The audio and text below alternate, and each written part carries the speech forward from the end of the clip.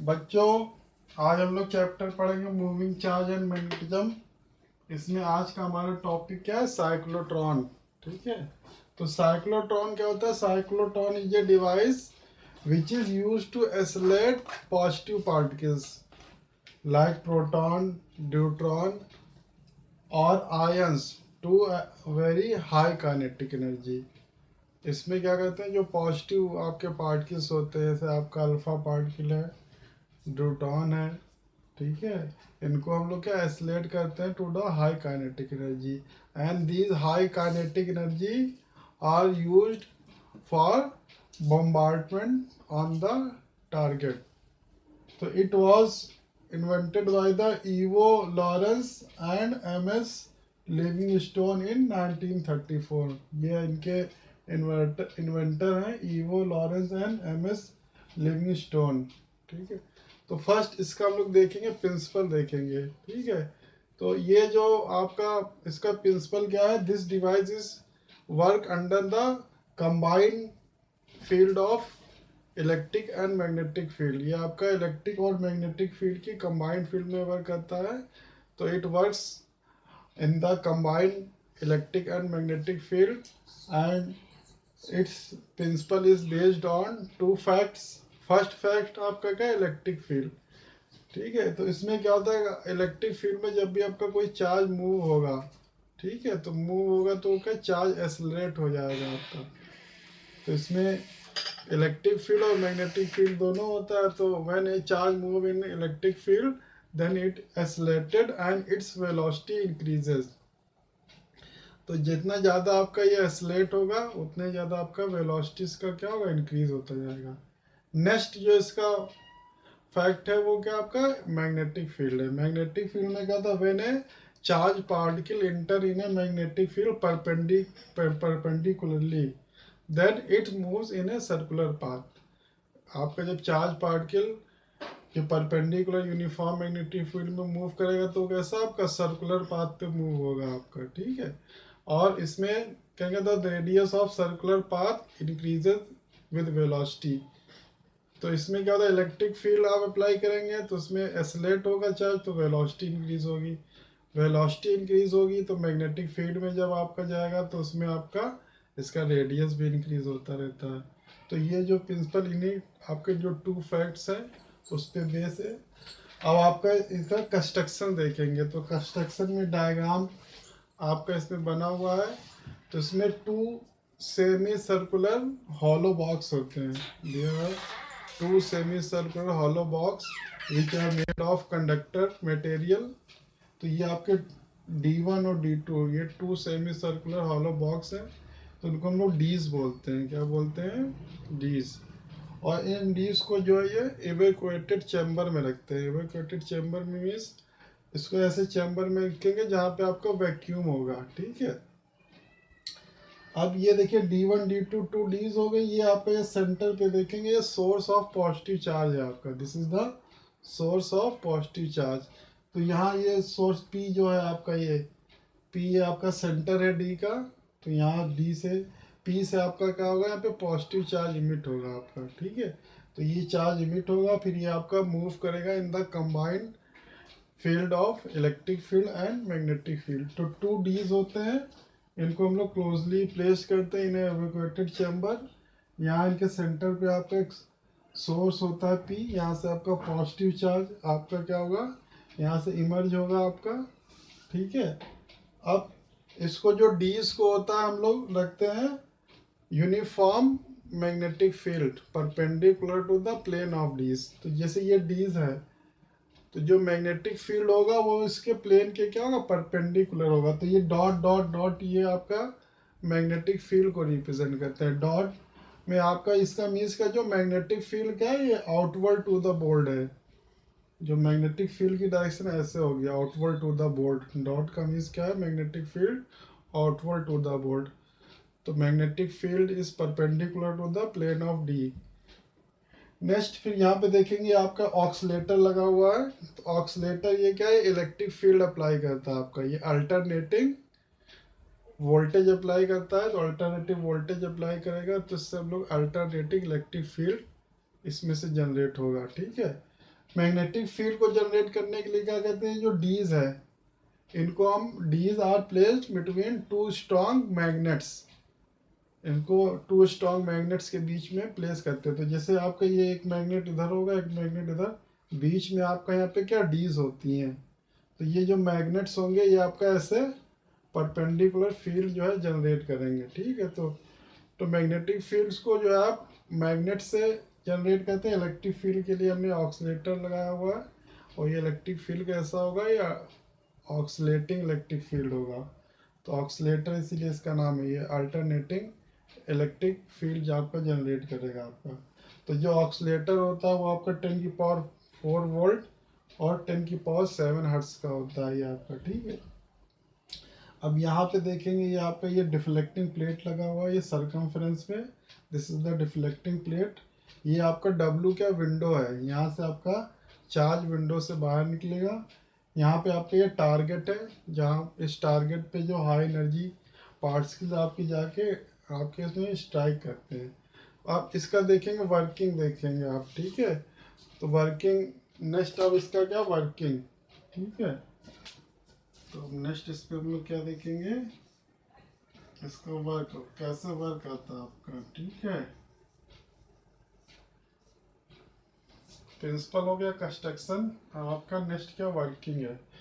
तो वर्किंग के लिए आप यहाँ पे देख लेंगे आपके ये डीज है, 2 डीज है, D1 और D2 है आपका, ठीक है। तो यहाँ पे जैसे हमने लिख लिया ये आपका D1 और ये आपका क्या D2 है, ठीक है। इसके बीच में आपका ये क्या पॉजिटिव चार्ज है, P क्या है, P is the source of positive charge, ठीक है। अब इसमें क्या होगा आपका D1 D2 है आपका, तो ये जो आपका ऑक्सीलेटर है it's provide alternate electric field. तो एट ए टाइम इसमें आप एज्यूम करेंगे कि यहाँ पे ये आपका पॉजिटिव टर्मिनल है, ये आपका क्या नेगेटिव टर्मिनल है, ठीक है। ये कनेक्ट है, तो एक तरफ आपका पॉजिटिव वोल्टेज होगा, एक तरफ आपका क्या नेगेटिव वोल्टेज होगा। तो जैसे मान लिया आपने ये D1 आपका D1 ये आपका पॉजिटिव चार्ज है, तो D2 को निगेटिव माना हमने, D2 निगेटिव है आपका, एक D1 निगेटिव होगा, D1 निगेटिव है और D2 पॉजिटिव है, ठीक है। तो एट ए टाइम D1 को हमने मान लिया D1 is negative and D2 is positive, ठीक है। अब ये आपका P पे जो चार्ज है वो चार्ज कैसा पॉजिटिव चार्ज है, ठीक है। तो पॉजिटिव चार्ज जो होगा वो निगेटिव जो आपका D होगा उसकी तरफ क्या होगा अट्रैक्ट होगा, ठीक है। और जो आपका पॉजिटिव D है उससे क्या होगा आपका ये वहाँ पे रिपल होगा आपका, ठीक है। तो यहाँ पे देखिए D1 अभी इस समय D1 अभी हमने क्या माना है, इसको निगेटिव माना है, इसको क्या माना है पॉजिटिव माना है, ठीक है। तो D1 इस समय आपका निगेटिव है, D2 पॉजिटिव है। तो पॉजिटिव चार्ज है तो ये क्या होगा, ये D1 की ओर आपका क्या होगा अट्रैक्ट होगा, क्योंकि ये प्लस है ये माइनस है आपका। तो अट्रैक्ट होगा तो यहाँ पे क्या होगा एसलेट होगा आपका। तो एसलेट होगा, एसलेट होने के बाद ये क्या होगा D1 में आपका एंट्री करेगा आपका, ठीक है। अब D1 आपका क्या D है, ये D है, ये क्या होता है हॉलो सेमी सर्कुलर बॉक्स होता है और it is made of conductor material. तो आपने पढ़ा जो inside the conductor electric field is zero, conductor के इनसाइड में इलेक्ट्रिक फील्ड जीरो होगा। तो जब तक आपका ये फ्री स्पेस में ये D1 और D2 के बीच में आपका क्या फ्री स्पेस है, तब तक आपका ये एसलेट होगा। जैसे ही आपका D1 में एंटर करेगा आपका यहाँ पे आपका फील्ड जीरो हो जाएगा, फील्ड जीरो हो जाएगा तो फोर्स भी जीरो हो जाएगा। अब वो क्या होगा कांस्टेंट वेलोसिटी से मूव करेगा, जब तक गैप में रहेगा तब तक एसलेट होगा।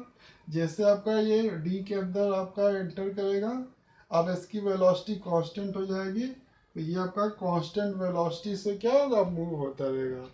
अब D के अंदर आपका इलेक्ट्रिक फील्ड तो जीरो है बट यहाँ पे मैग्नेटिक फील्ड है आपका, ये मैग्नेटिक फील्ड है परपेंडिकुलर मैग्नेटिक फील्ड है। तो ये आपका क्या सर्कुलर पाथ पे मूव होगा आपका। अब यहाँ से स्टार्ट होगा आपका ये D1 में एंटर करेगा, यहाँ पे आपका ये मूव करेगा, फिर करके यहाँ पे फिर D1 से अब क्या करेगा मूव आउट इमर्ज होगा, आपका एग्जिट करेगा D1 से।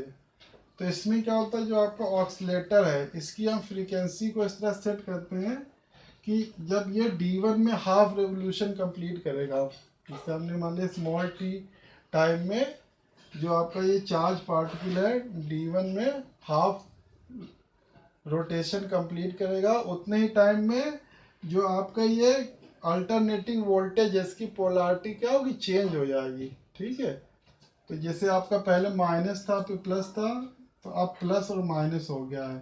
ठीक है, कितने टाइम के बाद, टी टाइम के बाद। टी टाइम क्या है, ये D1 में हाफ रोटेशन कंप्लीट करने में जो टाइम लग रहा है वो आपका क्या है, टी टाइम है। तो टी टाइम में क्या होता है, ऑक्सीलेटर की फ्रीक्वेंसी इस तरह सेट करते हैं, इसका पोलैरिटी आपका चेंज हो जाएगा। अब जैसे ही आपका यहाँ D1 से ये आपका चार्ज पार्टिकल इमर्ज होगा, तो जब तक गैप में चलेगा तो फिर एस्लेट होगा तो वेलोसिटी आपका क्या होगा, इंक्रीज हो जाएगा। अब आपका, अब यहाँ पे देखिए ये, अब ये निगेटिव हो गया, अब ये क्या हो गया, पॉजिटिव हो गया। तो ये पॉजिटिव चार्ज था यहाँ पे, तो निगेटिव इसको क्या करेगा, अट्रैक्ट करेगा तो ये क्या होगा, इधर की ओर dt की ओर क्या होगा, अट्रैक्शन होगा। तो फिर ये आपका D2 में मूव करेगा। अब जैसे D2 के आपके इनसाइड में मूव करेगा, यहाँ पे इलेक्ट्रिक फील्ड 0 है, फिर इसकी वेलोसिटी क्या हो गई, कांस्टेंट हो गई है। बट पहले D1 में जितनी वेलोसिटी से उससे ज़्यादा इंक्रीज हो गई है, बट D2 के अंदर जब जाएगा आपका तो अब कांस्टेंट रहेगा। अब वेलोसिटी आपका पार्टिकल का इंक्रीज हो गया है, तो जो path of radius of path है, तो रेडियस भी मूव हो जाएगा। तो जब यहाँ पे मूव करेगा तो देखिए यहाँ पे रेडियस अलग था, यहाँ पे रेडियस अब आपका इंक्रीज हो गया है। अब D2 में जब जाएगा तो इसका रेडियस इंक्रीज हो जाएगा। अब ये D2 के अंदर मूव करेगा विद कांस्टेंट वेलोसिटी। ठीक है, अब यहाँ पे जैसे ही आपका D2 से इमर्ज बाहर निकलने वाला होगा, मान लिया अब फिर टी टाइम के बाद बाहर निकलेगा। अब इसमें क्या है, ये जो आपका मैग्नेटिक फील्ड सेम है, तो D1 में हाफ रोटेशन में जितना टाइम और लगेगा उतना ही टाइम D2 में भी हाफ रोटेशन में लगेगा। ठीक है, तो टी टाइम के बाद यहाँ पे फिर आपका ये इमर्ज होगा। अब जैसे ही इमर्ज होगा, फ्रीक्वेंसी ऑफ ऑक्सीलेटर को इस तरह में सेट कर रखा है कि पोलैरिटी आपका ये फिर चेंज हो जाएगा ये। ठीक है, तो पहले ये माइनस प्लस था, प्लस माइनस हुआ, फिर माइनस प्लस हुआ, तो फिर आपका सेम प्रोसेस इसी तरह आपका क्या होगा, ये रिपीट होता रहेगा। तो इसमें क्या होगा, जब यहाँ पे क्रॉस से ये जो आपका गैप से चार्ज आपका मूव करेगा, जब भी गैप में मूव करेगा इसका वेलोसिटी इंक्रीज हो जाएगा। अब जैसे D के अंदर जाएगा आपका वेलोसिटी कांस्टेंट रहेगा, बट आपका इसमें जो radius of path, circular path है, वो इंक्रीज होता जाएगा। तो ये प्रोसेस आपका होता रहेगा। तो देखिए डायग्राम में ये आपका, ये देखिए चार्ज रोटेट हो रहा है, तो जैसे जैसे गैप को क्रॉस करेगा वेलोसिटी इंक्रीज होगी, तो उसके करस्पॉन्डिंग रेडियस इंक्रीज होगी। तो ये ऐसे सर्कुलर पाथ में आपका मूव होता रहेगा। अब जब आपका यहाँ पे सर्कमफेरेंस पे आ जाएगा, तो यहाँ पे एक आपका डिफ्लेक्टिंग प्लेट लगा हुआ, this is the deflecting plate. तो ये क्या करेगा, अब जो भी चार्ज पार्टिकल उसको डिफ्लेक्ट करेगा, और ये विंडो यहाँ पे एक होता है, ये विंडो से चार्ज पार्टिकल आपका इमर्ज आउट हो जाएगा। यहाँ पे इमर्ज आउट होगा, यहाँ पे आपका जो भी टारगेट है जिससे भी स्ट्राइक करना है, टारगेट पे स्ट्राइक कर देंगे, तो ये आपका चार्ज पार्टिकल है जो P पे था। अब यहाँ पे ये जो चार्ज पार्टिकल होगा उसका काइनेटिक एनर्जी हाई होगा, क्योंकि काइनेटिक एनर्जी आपका डिपेंड करता है वेलोसिटी पे।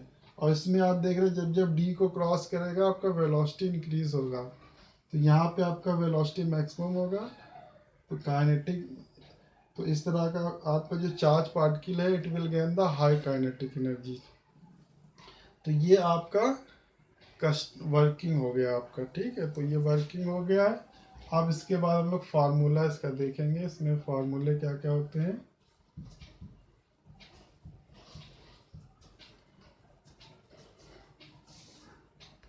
तो पार्ट में बच्चों अब इसमें हम नेक्स्ट देखेंगे डेरिवेशन ऑफ फार्मूला। इसमें फार्मूले कौन कौन से यूज होते हैं, ठीक है। तो इसमें जैसे आपका चार्ज पार्टिकल था, तो चार्ज पार्टिकल का मास आप क्या ले लेंगे, m ले लेंगे।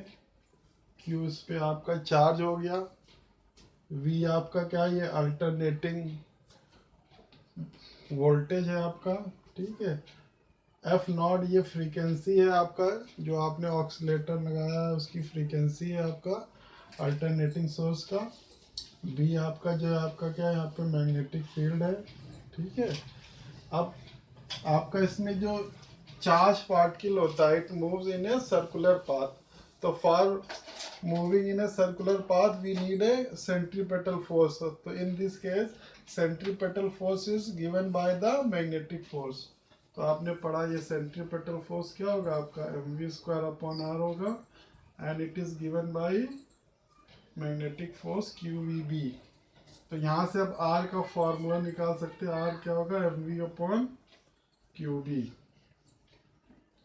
तो ये आपका रेडियस का फॉर्मूला हो गया इसमें, ठीक है। अब इसमें क्या हो, डीज होती हैं आपका, ठीक है। तो हाफ रोटेशन में जो टाइम लगता है उसको हमने क्या बताया था, स्मॉल टी, ठीक है। तो हाफ रोटेशन में जो डिस्टेंस कवर करेगा वो क्या होगा आपका, πr होगा आपका। फुल रोटेशन में 2πr होगा, हाफ रोटेशन में πr होगा। वेलोसिटी आपकी v है, इसमें आप वैल्यू रख देंगे आप r की। तो r की वैल्यू आपने ऊपर निकाली है mv/QB। तो ये v और v कैंसिल हो गया, तो ये क्या हो गया, πm/QB। तो इट स्मॉल t क्या है, small t is time taken for complete half revolution. अब आपको फुल 1 रिवोल्यूशन के लिए निकालना है, तो टाइम क्या हो जाएगा, 2t हो जाएगा। तो ये क्या होता है, टाइम पीरियड है। This is the time period of particle, capital T is the time period of particle, time taken to complete 1 revolution. तो ये आपका क्या हो जाएगा, 2πm/QB। तो ये आपका टाइम पीरियड का फॉर्मूला हो गया।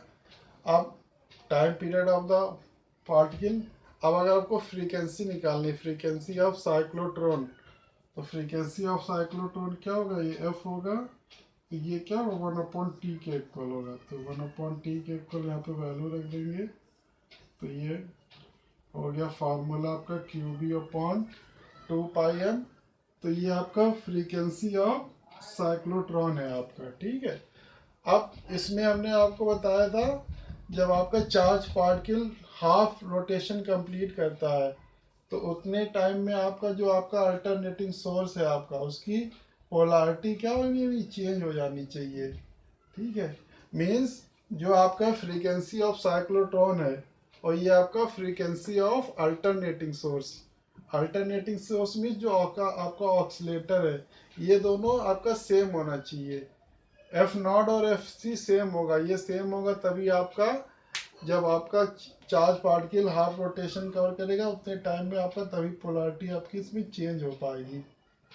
तो इसमें कहते हैं जो F0 इक्वल टू क्या होना चाहिए, FC, ठीक है।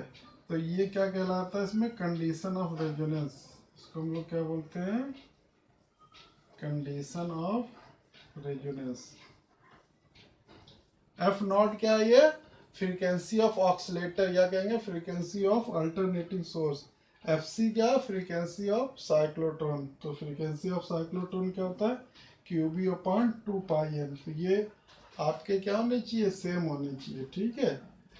अब इसमें आता है जो साइक्लोट्रॉन का यूज क्या करते हैं, it is used for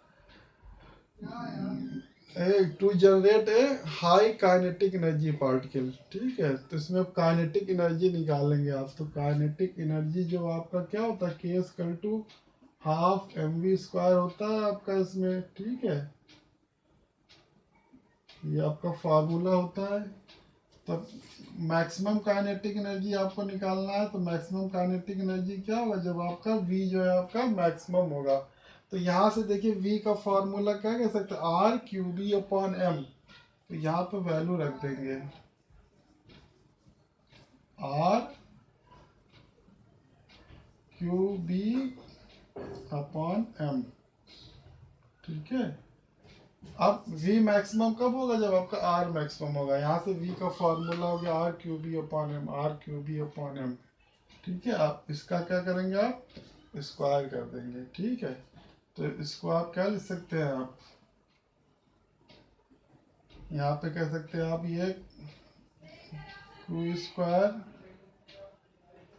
B square R maximum का स्क्वायर और अपॉन में क्या हो जाएगा ये 2m, ये एक m आपका कैंसिल हो जाएगा ये।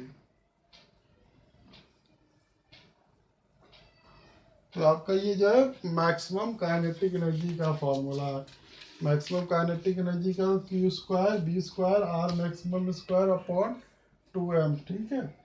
इसके अलावा एक फॉर्मूला और होता है आपका, ठीक है। इसमें जब जो आपका चार्ज है, ठीक है, इसमें ये V आपने ये अल्टरनेटिंग वोल्टेज है, तो आपका जब भी कोई चार्ज V पोटेंशियल डिफरेंस में आपका मूव करता है तो it gains A kinetic energy of QV, ठीक है। फॉर्मूला K का क्या होता है आपका, ये QV आपने पढ़ा, QV होता है आपका, ठीक है। तो ये भी एक फार्मूला होता है आपका। तो ये क्या होगा, जब एक आपका D में कवर करके D को कवर करेगा तो उसमें QV काइनेटिक एनर्जी प्रोड्यूस हो जाएगी। जब दूसरी D में जाएगा तो फिर QV हो जाएगा। तो मतलब जो वन रोटेशन में ये आपका QV plus QV kinetic energy gain कर लेगा। तो चार्ज पार्टिकल गेन है kinetic energy of 2QV in one revolution. अब इसमें हम अज्यूम करेंगे जो आपका चार्ज पार्टिकल है, जब आपका ये विंडो से एग्जिस्ट होगा तो इसमें मान लिया इसने टोटल रोटेशन कितने कर लिए n, तो वन रोटेशन में आपका 2QV हो गया एनर्जी। तो n रोटेशन में क्या हो जाएगा, तो K मैक्सिमम जैसे आपको निकालना है तो ये क्या हो जाएगा n इंटू 2QV, या इसको ले सकते हैं 2n QV। तो ये भी आपका मैक्सिमम काइनेटिक एनर्जी का फॉर्मूला है। n आपका क्या है, number of rotation completing before existing the cyclotron, ठीक है। तो ये भी आपका एक फार्मूला है। तो काइनेटिक एनर्जी के 2 फार्मूले हो गए, जो फार्मूला इसमें वैल्यूज़ के अकॉर्डिंग आप फार्मूला यूज़ करेंगे। अब इसमें एक आता है लिमिटेशंस क्या होती हैं इसकी, ठीक है। तो लिमिटेशन की अगर आप बात करेंगे इसमें,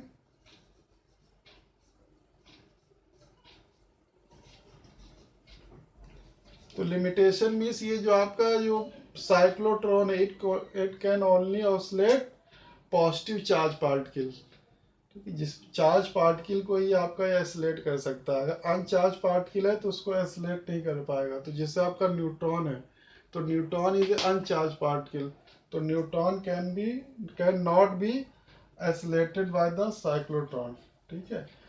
नेक्स्ट इसमें जो लिमिटेशन में आता है, जो इसमें रिलेटिव थ्योरी होता है आपका।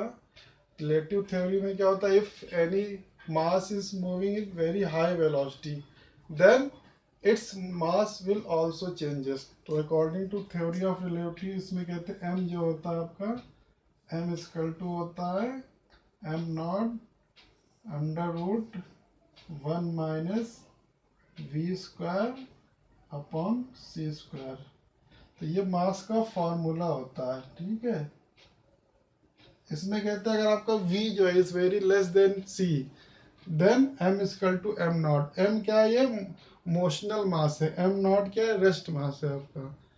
तो for small value of v in comparison to c m equal to m not. But अगर आपका velocity is very high in velocity is very high, या कहेंगे it is comparable to c, उस case में अब आपका मास इसमें जो है आपका चेंज हो जाएगा। तो for high value of v की हाई की वैल्यू के लिए मास आपका इसमें इंक्रीज हो जाएगा। For high value of v mass is increases. अब अगर आपका मास इंक्रीज हो गया तो यहाँ पे टाइम पीरियड आपका चेंज होने लगेगा।